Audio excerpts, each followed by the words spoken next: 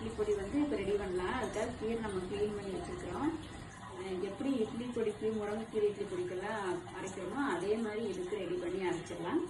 வல்லாரை இட்லி பொடி, முருங்கைக்கீரை இட்லி பொடி, கருவேப்பிலை இட்லி பொடி, பிரண்டை இட்லி பொடி, முடக்கத்தாய் இட்லி பொடி, இது எல்லா வகையான இட்லி பொடியுமே நம்மகிட்ட கிடைக்கும். வேணுங்கிறது நம்மளுடைய வாட்ஸ்அப் நம்பருக்கு ஆர்டர் பண்ணி வாங்கிக்கோங்க.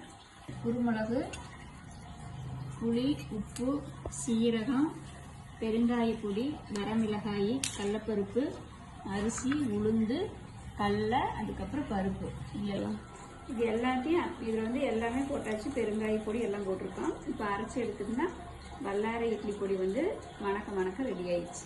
இட்லி பொடி அரைச்சாச்சு பாருங்கள். வல்லாரைக்கீரை வந்து நல்லா வறுத்து எடுத்து இட்லி பொடி அருமையாக ரெடி ஆயிடுச்சு. இது சாப்பிட்டிங்கன்னா அந்த வல்லாரையோட ஃப்ளேவர் வந்து நல்லா தெரியும். படிக்கிற குழந்தைகளுக்கு நல்ல ஞாபக சக்தி கொடுக்கும்.